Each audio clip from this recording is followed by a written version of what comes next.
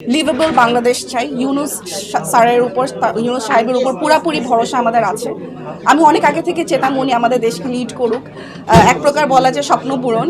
ইউনুস সাহেব আমাদের দেশকে লিড করছেন, স্যার এসেছেন, আমরা সুন্দর একটা বাংলাদেশ দেখতে পারবো। কারণ বড় ব্রড মাইন্ডেড কেউ যে সময় এখন একটা বড় পজিশন হোল্ড করে, আপনি ভালো কিছুই আশা করবেন। আর ওনার মতো মানুষের কাছ থেকে আপনি যদি কম ভালো আশা করেন, সেটা আসলে অনেক ভালো। তো খুবই আশাবাদী, আমি দেশকে নিয়ে খুবই আশাবাদী। আমি এখন যে বলছেন আমার গুজবাম্পস হচ্ছে, কারণ আমি আসলে জানি ও আমার পাশে ছিল যে কি অবস্থা থেকে গিয়েছে, কত উপর মহল থেকে কল এসেছে, কত সুন্দর ভাষায় থ্রেট এসেছে, কিন্তু সেগুলা যখন আমি প্রচুর কান্নাকাটি করেছি, কারণ আমার আসলে ওই সব, তারপরেও আমাকে বুঝিয়ে ও খুব এই জিনিসগুলো ও কি কাজ করে না করে এগুলো কখনো ও মিডিয়ায় বলে না। ও সব মাস্ক পরে বের হয়, একটা টুপি পরে বের হয়, যাতে ওকে কেউ না চিনে, কারণ ও চায় সবার মধ্যে একজন হয়ে থাকতে। ওকে নিয়ে লাফালাফি হবে, ওকে নিয়ে নিউজ হবে। বা আপনারা যারা ওকে শাহবাগে দেখেছেন, অনেকে আছেন যারা ইন্টারভিউ নিতে চেয়েছেন, ও ইন্টারভিউ দেয়নি, কারণ ও এসবের বাইরে থাকতে চায়। ও সবার মধ্যে হয়ে একজন হয়ে থাকতে চায়, সবার মধ্যে, কিন্তু আলাদা কেউ হতে চায় না।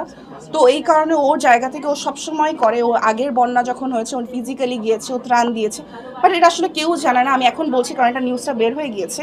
এরকম আরও অনেক কিছু, এরকম অনেক কিছু আছে যেটা আমি এখন ডিসক্লোজ করবো না, বিকজ ও নিজে সেগুলো ডিসক্লোজ করেনি।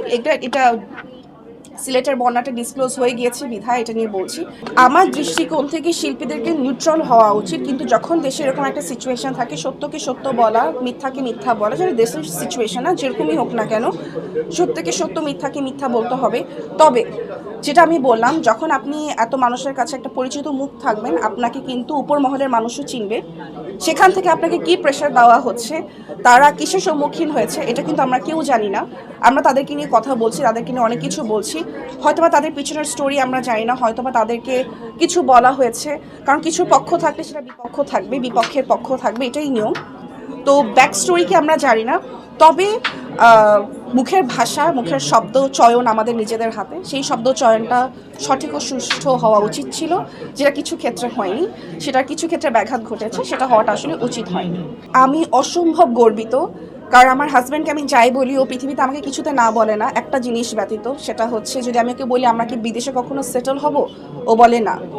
আমি কখনোই, আমি যদি এখানে থালা বাসন মাঝি কোনো রেস্টুরেন্টে, আমি তারপরও এখানে থাকবো, আমি কাজ করি না করি আমি এখানেই থাকবো, আমি আমার দেশ ছেড়ে কখনো যাব না। আপনারা যদি আগামী 20 বছর পরে ওকে একই প্রশ্নটা করেন, ও একই বলবে। হয়তোবা আমার প্রেশার বা ফ্যামিলির প্রেশারে কিছু হয়তো ওকে করতে হতে পারে, যেটা আমিও আসলে চাই না। আমি এই কারণে বিদেশে পড়তেও যাইনি, কারণ আমার কাছে মনে হয় যেখানে আমার ঘাঁটি, যেখানে আমার সব নিজের ভাষা, সব কিছু, সেটা ছেড়ে আসলে আমার পক্ষে যাওয়া সম্ভব না। আর ও তো আরই না।